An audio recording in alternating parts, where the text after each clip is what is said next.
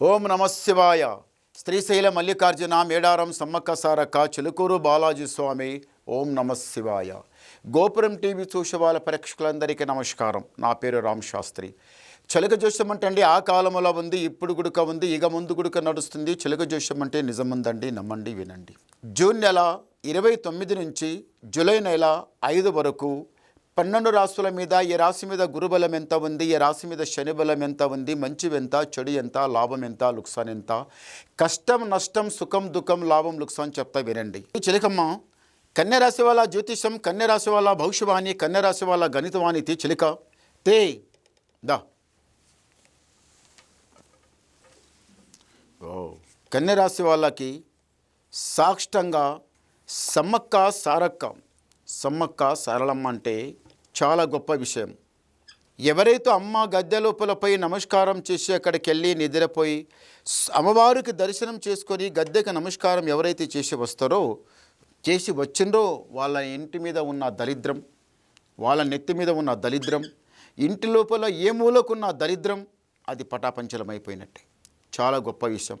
సమ్మక్క సారక్క తల్లి దర్శనం చేసుకుంటే అదృష్టం కావాలి, ప్రాప్తి ఉండాలి, ఆమె పిలవాలి, మనం వెళ్ళాలి. మనం వెళ్ళాలంటే వెళ్ళలేం. ఈ రాశి వాళ్ళకు మళ్ళొకటి ఏముందంటే మాత్రము, కన్య రాశి వాళ్ళకి తెలివి జ్ఞానం చాలా ఘనంగా ఉంటుంది.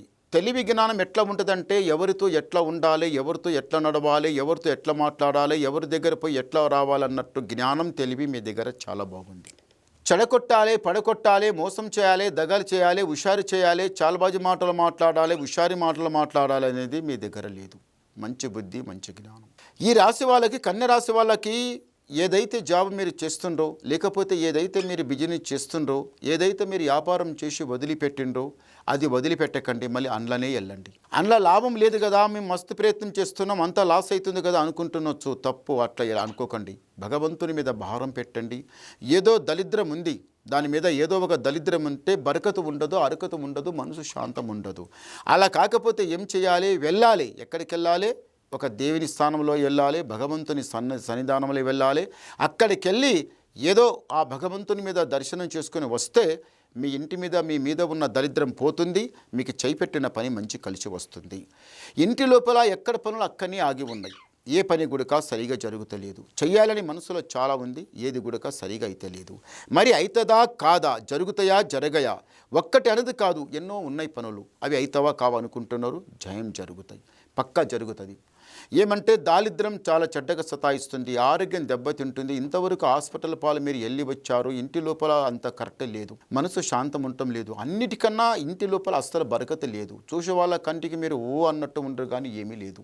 అందరూ ఎలా కనిపిస్తుందంటే చెయ్యాలి చెయ్యాలి, అది చెయ్యాలి, ఇది చెయ్యాలి అని మస్తు ఆలోచిస్తారు పొదుముఖంగా. తెల్లారిందంటే ఏది కూడా జరగదు. నల్ల బట్ట మీకు పడదు, నల్ల వస్త్రం ధరించవద్దు, మంచిది కాదు. కానీ మీరు వైట్, గ్రీన్, మళ్ళీ రెడ్ ఏదైనా కానీ తొడిగి వెళ్ళండి, చాలా బాగుంటుంది. ఇంటి లోపల కొన్ని రోజుల నుంచి బరకతి లేకుండా అయిపోతుంది, అరకతి లేకుండా అయిపోతుంది. ఇంటి మీద కొంత దృష్టి, కన్ను చాలా చెడ్డగా పడింది. దృష్టి వలన ఏమైపోతుందంటే మాత్రము అంతా ఒక్కొక్క మెట్టు తగ్గినట్లు అయిపోతుంది, కానీ ఒక్కొక్క మెట్టు మీరు లెక్కడం లేదు. మనసు శాంతం ఉండటం లేదు. చేయిపెట్టిన పని కలిసి వస్తుంది, జయం జరుగుతుంది. తొందర పడకండి. సమ్మక్క సారక్క తల్లి వెళ్ళింది, మీకు జయం జరుగుతుంది. తొందర మాత్రం పడకండి. ఈ కన్య రాశి వాళ్ళు. ఓం నమ శివాయ. లక్కీ నంబరు 3 పడ్డాయండి గవ్వలు. కన్య రాశి వాళ్లకు ఆదాయం 8, యాయం 11, రాజపూజ ఫలం 3, అవమానం 3. అంటే గురుబలం లోపల ఏముందంటే మాత్రం 8 గురుబలం ఉన్నది, 3 శని బలం ఉన్నది. శని తక్కువ ఉంది, గురుబలం ఎక్కువ ఉంది. శనికి 3వ స్థానంలో ఉంటే చాలా బిగుబలం అన్నట్టు ఉంటుంది. అది చాలా పవర్ మీద ఉంటుంది. 3వ స్థానం లోపల ముడి కట్టినట్టే ఉంటుంది. తొందరపడకండి, భగవంతుని మీద భారం పెట్టి నడవండి, మీకు అంత మంచి జరుగుతుంది. ఇంకా మీరు ఏమన్నా వినాలనుకుంటే నాకు ఫోన్ ద్వారా మాట్లాడండి, మీ డౌట్ క్లియర్ చేసేస్తా, ఉన్నది మొత్తం చెప్పేస్తా. నమస్కారం.